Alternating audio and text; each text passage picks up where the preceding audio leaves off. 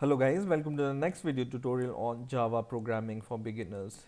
In the last few videos, we have been seeing how we can use if statement, which are condition based statement in Java.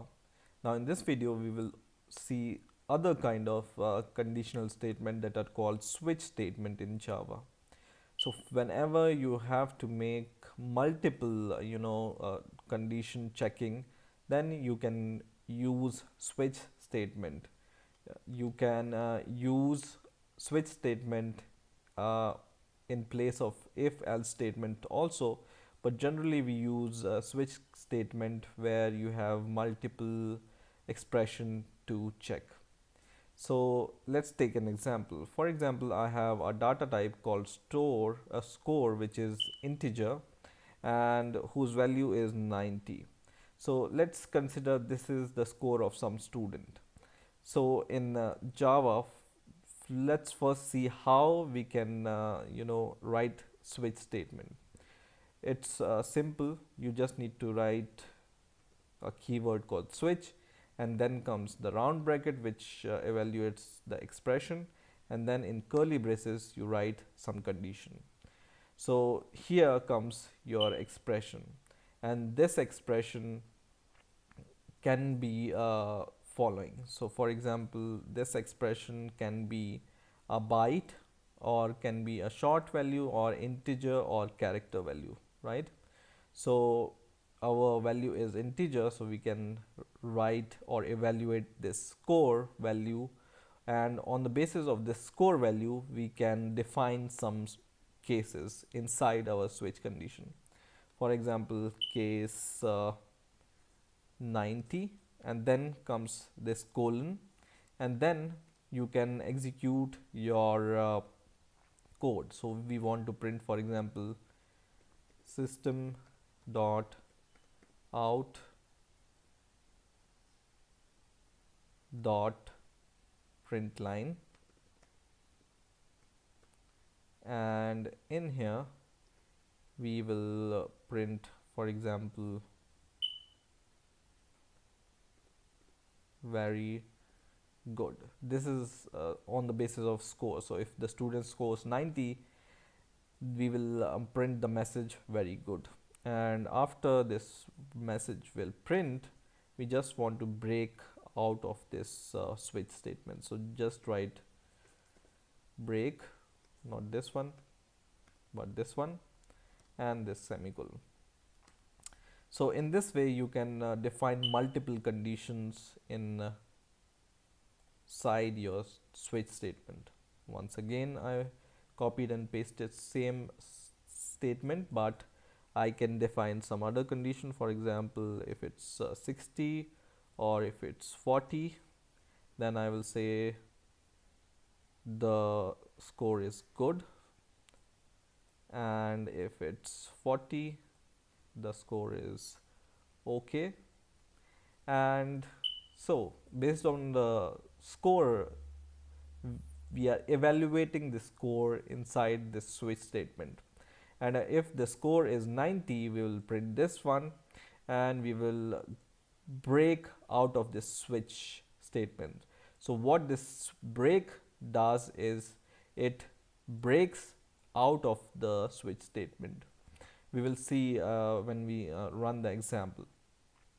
And if this condition or this condition where score is 90 or 60 or 40, all these conditions are not met, then we will define a default condition which will catch all the other options other than the defined conditions, and this is done by the keyword default. Okay, and in this default we can define that, for example, this condition is not defined or the grade is not defined. For example, we can write the grades are not defined, something like this. Okay, and then we can break out of the loop, or not the loop but the statement break. Okay, so let's run the program and let's see what will be the output.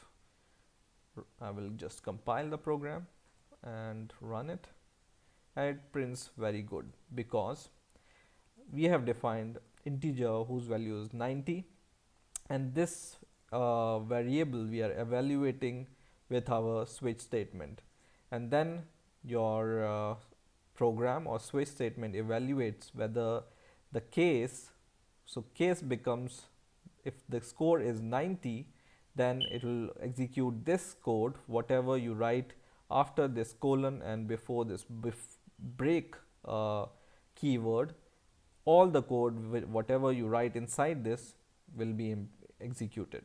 Okay, and whenever this break is called, it goes directly out of this switch statement. So this condition or this case is not checked, and this case is not checked, in this case is also not checked. So your switch statement waits for the condition to be true. For example, we just write 60, which is this case, and run the program, it prints good, right? Or we define some weird condition, for example 33, which is not defined in either of these cases, then the message is the grades are not defined.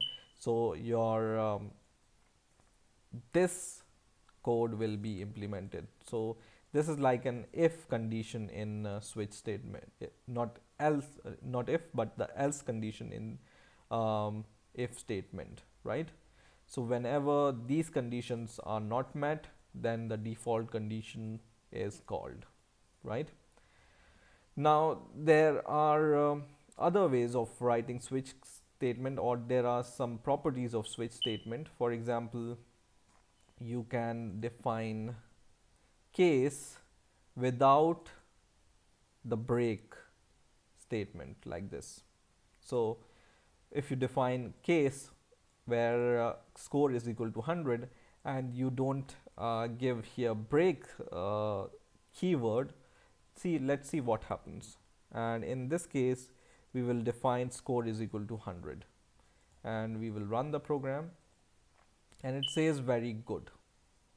And why this is happening is, whenever you define something or some case without a break, it goes to the evaluate the case, it sees that score is equal to 100, which is okay, and immediately it goes to the next case where case is equal to or score is equal to 90, and it prints the next case statement, which is this one, and then immediately it sees that break is called, and then it breaks out of the switch statement.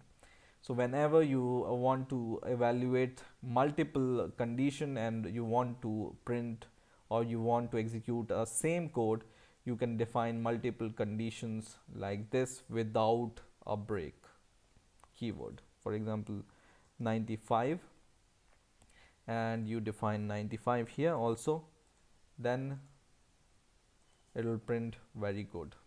Okay, so it's evaluating 3 condition at a time, and if the score is 100 or 95 or 90, this statement will be true. Okay, in the same way you can define different case here also. For example, if score is 80 for example, or 60, and let's define score is equal to 80, then it will print good. Okay, so you can check multiple conditions without adding the switch or without adding the break keyword to any case. So in this way you can evaluate conditions using switch statement. I hope you have enjoyed this video. Please rate, comment and subscribe, and bye.